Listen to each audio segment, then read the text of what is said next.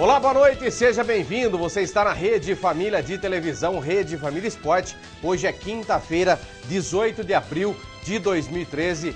Uma rodada, né? Um dia após a rodada marcante da Libertadores da América. Praticamente quase todos os confrontos das oitavas de final da Libertadores já estão definidos, faltando apenas aí o grupo do São Paulo, o grupo do Palmeiras, né, o grupo do Grêmio também hoje, que seremos decidindo hoje os confrontos, mas praticamente todos os confrontos das oitavas da Libertadores já definidos. Daqui a pouquinho a gente vai repercutir a vitória do São Paulo ontem, os resultados da Copa do Brasil também.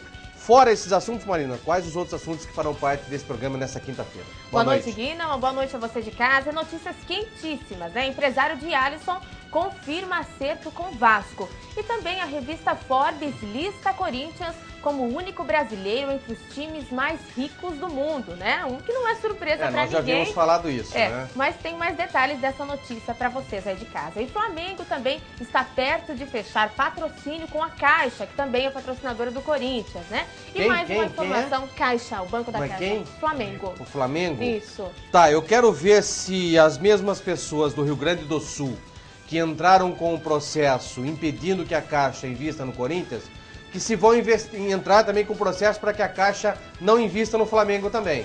Porque eu tô achando que é um negócio meio plantado isso aí. Aliás, né, tem um banco, a Banrisul, que também é do governo, não sei o quê, que injeta dinheiro nos clubes do Rio Grande do Sul. Engraçado, né? Quer dizer, dor de barriga não dá só em uma pessoa, dá várias vezes em outras pessoas também. A Banrisul pode investir dinheiro então nos clubes. Agora, o Corinthians não pode ter o patrocínio da Caixa, o Flamengo não vai poder ter. Interessante esse pessoal do Rio Grande do Sul que quer melar o dinheiro dos outros. Acho que só eles podem ganhar dinheiro. É brincadeira, viu? E nós vamos trazer mais detalhes também dessa informação. E não sei se vocês lembram aqui do Valdir Bigode. Ô, Valdir Bigode, grande, né? Jogou com o Veloso. Então, nossa, um fantástico, né? Um atleta fantástico. O Valdir Bigode, que vive de aluguel no centro de treinamento, agora pede chance para se tornar treinador. Então, essas informações, a gente também espera, né? Nós vamos trazer para você. Então, fique conosco até as 8 da noite no Rede Família Esporte. E você pode participar também no nosso facebook.com/Rede Família Esporte, curtir, mandar os seus recados. Está também à sua disposição o nosso e-mail, esporte@redefamilia.com.br. E lembrando sempre que se você perdeu alguma edição do nosso programa, nós também temos disponível no YouTube. Então você digita RF Esporte e tem acesso aos programas que por algum motivo você não conseguiu assistir ou que você queira rever. É uma oportunidade para o pessoal de casa não perder de jeito nenhum Rede Família Esporte. De todo jeito ele vai poder assistir. Não deu para assistir ao vivo? Sem problema. Não tem um lugar onde a Rede Família, o sinal não pega aberto? Sem problema. Né? Tem o assista ao vivo. Lá na internet, você tem internetzinha direitinho, assista ao vivo, sem problema. Se não tem nenhum dos dois e quer assistir, vai na casa de algum, vai na Lan House, vai em algum lugar, você acessa a RF Esporte lá do YouTube, você consegue assistir o Rede Família Esporte em qualquer lugar do Brasil e do mundo. Veloso, boa noite mais uma vez, obrigado pela presença sua aqui. Você acompanhou, tenho certeza disso, e você foi o único dos únicos que cravou a classificação do São Paulo, que se daria por uma vitória do São Paulo no Morumbi, diante do Atlético Mineiro. Então, parabéns por esse acerto, né? Você que já jogou, já sabe como que é a coisa. E foi justa a vitória de ontem? Justa. E como eu tinha dito na semana passada, né? Mesmo querendo, os jogadores do Atlético não conseguem se motivar como estão os do São Paulo. Os São Paulo estão decidindo a classificação, estão sendo cobrados, estão sendo pressionados. E o Atlético vem numa situação completamente diferente, já classificado, embora é claro que havia interesse em se eliminar o São Paulo nessa partida, mas nunca a motivação vai se equivaler. O São Paulo fez uma grande partida, talvez a melhor do ano, né? Acredito até. Para ele, São Paulo. A melhor do ano para ele, São Paulo, conseguiu a sua classificação, claro, também com a colaboração do Arsenal, né? Que conseguiu também vencer o The Strong. Sarandi, lá em Sarandi. Então, o São Paulo estava numa noite muito boa, jogou bem, fez o seu papel e ainda foi beneficiado pela vitória do Arsenal. Agora, o confronto muda completamente, né? O Atlético já vem, os dois vão se enfrentar novamente, o Atlético já vem, é claro, numa situação decisiva também, né? Só que agora o São Paulo também já percebeu que dá, né? Então, é aí que tá, a motivação já é outra, Exatamente, né? O Atlético vinha com aquele status de invicto, de time difícil de ser batido, e o São Paulo cravou 2-0 no Atlético no Morumbi.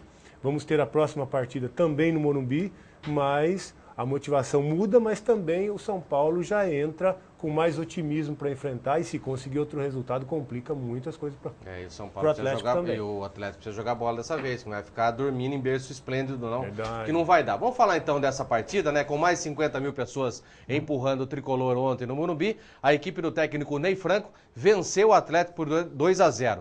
E com a vitória do Arsenal de Sarandi sobre o The Strongest da Bolívia, o São Paulo se classificou. Veja como foi. Tá aí então os melhores momentos do São Paulo nessa primeira jogada com o Oswaldo pelo setor esquerdo. Um belo cruzamento, uma defesa em 2 tempos do Vitor. Aí uma jogada com o Jô. O Jô tentou bater forte, ela bateu na zaga e por pouco não engana o goleiro Rogério Ceni. Mais uma vez. Por pouco, se essa bola, Veloso, inventa de pegar um pouquinho, gol, né? Desvia pro gol, não tinha nem condições, né? Você vê que o Rogério Ceni pouco fez, né? Pouco fez. Acho que não me lembro. Não fez nenhuma defesa importante, não foi. O Atlético não teve aquela força que a gente está acostumado a ver ofensiva.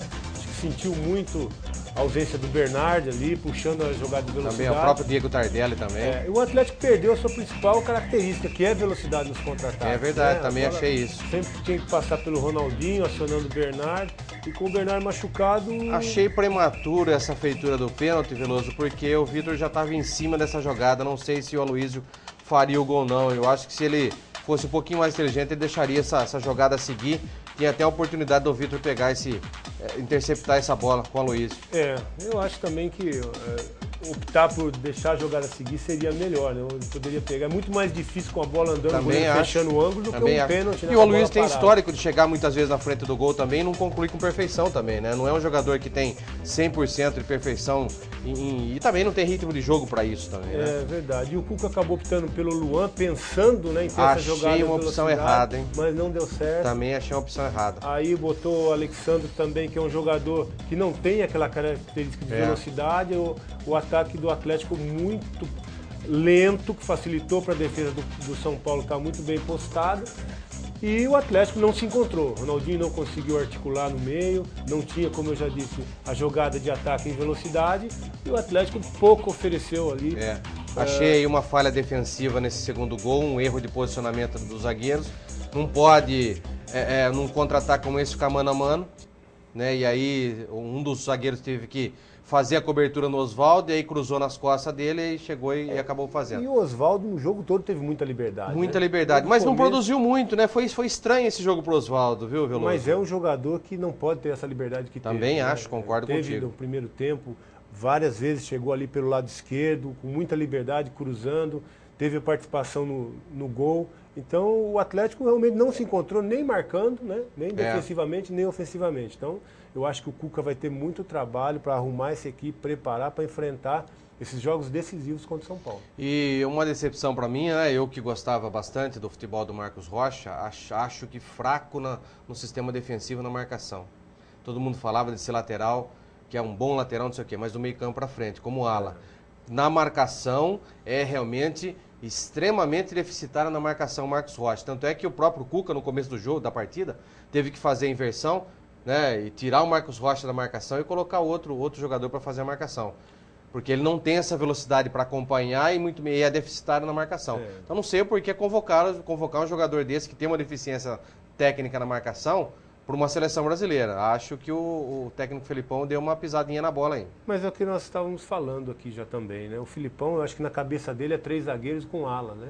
Então eu acho que ele pode utilizá-lo dessa maneira. Como foi essa maneira que ele montou a seleção, que foi campeã a última vez com ele, eu acho que ele tem na cabeça dele e vai tentar montar a equipe mais ou menos o molde, o formato, aquela receita do bolo lá, ele vai tentar colocar na seleção novamente. É verdade. Depois da partida, o Rogério Ceni falou de um jogador que atua fora de campo, né, fora dos gramados, e que ontem foi fundamental para o emocional do time são paulino, a torcida tricolor.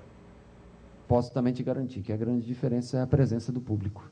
Desde a chegada, eu vinha sentado, o Fabrício estava ao meu lado, ele falou para mim, caramba, vim aqui tantas vezes contra esses caras, primeira vez que eu venho a favor, puta, graças a Deus. Né? E é isso que representa uma chegada no Morumbi com tanta gente, com bandeira, com faixas, com fogos, né? Isso ele move, né? Ele mexe com o coração do atleta, Eu vi jogadores com celulares filmando o torcedor na entrada. Quer dizer, isso mostra o quanto traz benefício a presença do torcedor. E a gente agradece muito, porque incentivou do primeiro ao último minuto. A torcida gritou, teve junto com a gente 50 mil pessoas nessa situação, numa quarta-feira, 10 da noite, meio frio, né? A gente agradece muito o torcedor São Paulino. Ele, pode ter certeza, fez a diferença hoje. Antes de a gente colocar aqui para o Veloso comentar, o próprio Rogério Ceni, nessa mesma coletiva, acabou praticamente anunciando a sua aposentadoria dos gramados. Vamos acompanhar. O goleiro Rogério Ceni confirmou que vai se aposentar no final da temporada. Ceni, de 40 anos, disse que pensa todos os dias em como será o seu último jogo. Ele confirmou que essa será a sua última participação na Libertadores. Rogério Ceni é um dos jogadores mais importantes e com maior identificação com o clube na história do São Paulo. O goleiro artilheiro, que fez gol ontem, teve a intenção de continuar ligado ao São Paulo, talvez como dirigente. Veloso, já há muito tempo a gente vem falando isso, né? O Rogério já está na hora, as evidências são grandes, as contusões já vêm atrapalhando o jogador. Quer dizer, ele mesmo agora já está se convencendo de que não dá mais mesmo. E também já não tem mais aquela mobilidade, né? É um grande goleiro, com certeza o maior da história do São Paulo, o maior ídolo que o São Paulo já teve, recorde de participação em jogos. Então eu acho que realmente esse é o momento, e isso não quer dizer que ele vai deixar de prestar serviço ao São Paulo, claro, né? Como uma pessoa, um atleta que tem uma identificação muito forte com o torcedor, com o clube, com certeza continuará trabalhando e atuando nos bastidores, mas eu acho que dentro do gramado é a melhor decisão dele, parar no momento em que ele ainda tem o respeito de todos, a admiração de todos, para depois seguir, né, continuar trabalhando em prol do clube de uma outra forma. Eu acho que é uma decisão acertada, como eu disse outras vezes, ele tem que saber o momento, mas eu acho que uma decisão acertada dele nesse momento. Nesse momento é interessante pesar, né, na balança e colocar na balança as experiências de outros profissionais que também já pararam. E também a ideia e o conselho de profissionais que estão na imprensa também e que já vem falando isso, que já vem acompanhando a carreira do Rogério Ceni desde quando ele começou. Então, muitas vezes, quando a gente já começa a falar sobre isso, é porque algo já está extrapolando o campo. Já começa a incomodar quem está fora e principalmente quem está dentro, muitas vezes acaba não percebendo isso, né, Veloso? Mas a partir do momento que a imprensa, algumas pessoas que gostam do profissional, acabam já comentando isso com mais frequência porque alguma coisa já está extrapolando o extracampo. Aí sim, ele já tem que tomar essa atitude também. Eu acho que ele está tomando a atitude correta. Deixa eu chegar mais próximo aqui do plasma, né, para que a gente possa comentar a partir de agora. Nós colocamos aí um esboço das oitavas, os confrontos das oitavas de final da Libertadores de América. Então, o primeiro confronto, né, o São Paulo vai pegar o Atlético Mineiro, esse confronto será no Morumbi, o primeiro jogo, depois a decisão em Minas Gerais. Depois Tijuana do México e Fluminense, e aí as quartas de final, vencedor do 2, né, vencedor das oitavas 2 contra vencedor das oitavas 1.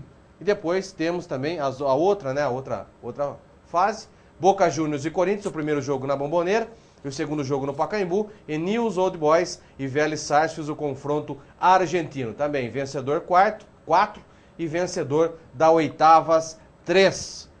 Outra tela, Grêmio e Santa Fé da Colômbia, e Real Calhaço e Palmeiras do lado do Calhaço do Paraguai, o primeiro jogo no Paraguai, o segundo em São Paulo, e o Grêmio faz o primeiro em casa e o segundo lá na Colômbia. As oitavas, vencedor do 6 contra vencedor do 5. Depois também nós temos Libertad do Paraguai e Olímpia, e Emelec e Nacional do Uruguai. Também nas quartas de final, vencedor do 8 e vencedor do 7, das oitavas 7, os confrontos da próxima fase da Libertadores de América. Alguma surpresa para você? Eu acompanhei ontem, Veloso, o jogo do Boca. O que caiu tecnicamente essa equipe do Boca é algo fantástico. Sinceramente, eu nunca vi uma equipe decair tanto de um ano para o outro quanto esse tal de Boca Juniors. O futebol argentino, né? Vem tendo situações complicadas, né? Vem. A gente tem um argentino aqui, né? Mas ele é anti-Boca. Anti-Boca. Ele adorou, ele vai ser corintiano desde quando nasceu agora. Eu estou concordando muito bem. Tem que continuar desse jeito no Boca Juniors. Olha a situação do cara. O cara é câmera. Dá uma olhada. É o câmera. Olha a situação do caboclo. A hora do lanche. Que isso? É 7 horas Depois da das noite, 7 da noite, o cara tá assim nessa mordomia toda. Depois das 6 horas da tarde, eu fico à vontade. Ah, tá certo. É brincadeira isso aí. Argentino vem aqui, vem deitar aqui no Brasil. É brincadeira. Mas são confrontos interessantes, né? Eu também achei. O Atlético contra o São Paulo, um jogo muito interessante, até porque, pelo que nós já falamos também, desse confronto na fase de grupos, né? E Corinthians e Boca também. Eu acho que o Boca, mesmo um pouco fragilizado, mas é uma equipe que quando joga em La Bombonera, uma equipe que chega em momento decisivo da Libertadores, cresce muito também. Muito. Então são dois confrontos que com certeza vão chamar muita atenção nessa próxima Também fase. acho. Até comentei ontem que o Corinthians não pode ir para a Argentina e pensar pequeno. Tem que ir para realmente matar a partida na Argentina. Se deixar o Boca empatar lá ou alguma coisa assim, os caras vão vir para São Paulo para aprontar aqui. Então o Corinthians tem que ir pensando grande e pensar para ir para cima do Boca para matar, porque o Boca tem muita dificuldade contra equipes que jogam para cima deles. Que se deixar o Boca dominar a partida, aí vai ser muito complicado. Vamos então para a escalação do Palmeiras, né? Hoje tem Libertadores de América, o Palmeiras enfrenta o Sporting Cristal e o Palmeiras vai a campo no técnico Gilson Kleina com o Fernando Praz, Maurício Ayrton na direita, com 3 zagueiros, né? Ayrton na direita, Maurício Ramos, Wilson e Marcelo Oliveira, os 3 zagueiros, e o Juninho completando aí a zaga do Palmeiras aqui na lateral esquerda. Márcio Araújo e Charles, os 2 volantes, Souza e Rony, e apenas o Caio no sistema definido. É o 4-5-1, ali tá invertido, tá? Mas é 4-5-1, tá? Um bom Palmeiras para decidir essa classificação, Veloso? Apesar que o Palmeiras já está classificado, né? Palmeiras classificado, acho que briga para permanecer aí, né, na frente do grupo. Para decidir em casa depois, Para decidir em casa, que é importante. E o Palmeiras, a gente tem visto que caiu num grupo que já não era tão forte, né? É verdade. Tem um confronto das oitavas também que dá para passar, né? Aí começa a complicar, aí não tem como. Aí não tem como, né? Pode vir o Grêmio lá nas quartas de final, aí a coisa começa a complicar. Mas o caminho do Palmeiras parece um pouco mais tranquilo, por enquanto, tranquilo, né? Do que os outros adversários aqui que ele tem no Brasil, as outras equipes que vão ter um caminho um pouco mais duro aí pela frente. É verdade. Vamos colocar também no plasma a escalação do Sporting Cristal, né? O Sporting Cristal adversário do Palmeiras, aí a escalação do Palmeiras é o do Sporting Cristal, agora sim, com Peni, Valverde na direita, Alvarez, Air e Urubi. Casulo, Lobaton, Calcaterra e Cheput, Ávila e Renrifo. Esse o 11 da equipe do técnico Roberto Mosqueira. Vai jogar no simples 4-4-2 em casa. Precisa mais do que nunca dessa vitória. Marina, alguma informação para a gente completar isso tudo? Só falando em relação a São Paulo e o Atlético Mineiro, né, pra gente já fechar esses comentários, o Ronaldinho Gaúcho fez questão de dar uma provocada, né, na torcida São Paulina. Foi no intervalo do jogo, eu acompanhei no intervalo do jogo essa provocação. Exatamente. Ele disse assim, olha, pra falar a verdade, não estou preocupado. Isso tudo pra gente é um grande treino para a próxima fase. O Rogério Ceni se doeu com isso, obviamente. Não só ele, mas os torcedores também, os outros jogadores. E ele fez questão de dizer assim pro Ronaldinho, olha, ele tem todo o direito de vir jogar do jeito que ele quiser. Isso não diminui a genialidade dele. Se ele veio para brincar, vai ter a oportunidade de jogar para valer na próxima fase. Vamos ver agora, porque se ele fez isso agora, Veloso, ele vai ter que mostrar na outra fase que ele veio justamente para brincar agora, né? Já começa essa guerra aí de fora extracampo, né?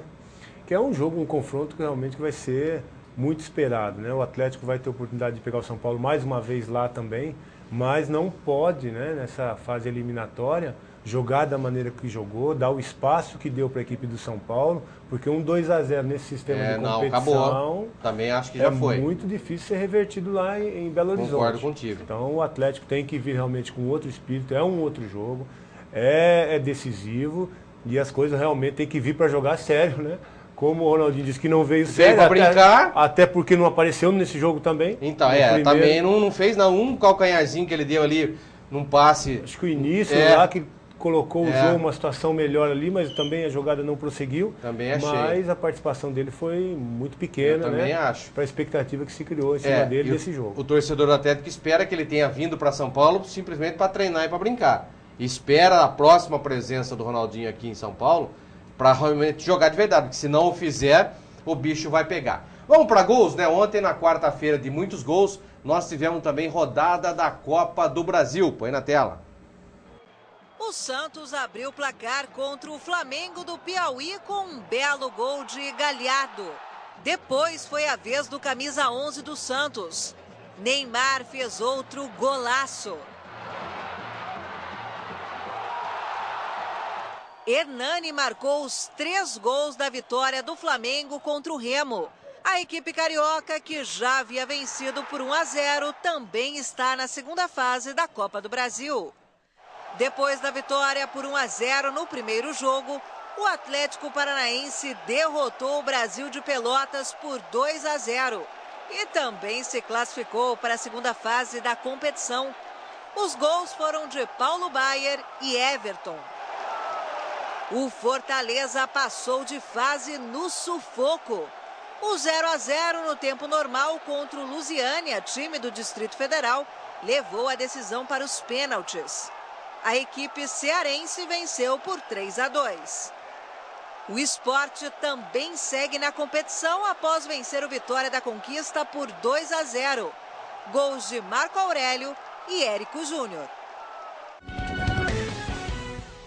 Esse momento, essa primeira fase da Copa do Brasil também, acho que nenhuma surpresa, tranquilo, acho que os times não estão tendo tanta dificuldade assim. Depois, no próximo bloco, a gente já vai ver também o que aconteceu aqui em Limeira ontem à noite, no jogo entre Guarani e Confiança. E a fase está tão difícil para o time de Campinas. Depois do intervalo a gente comenta isso, vamos a um rápido intervalo. Daqui a pouquinho a gente volta falando dessa partida.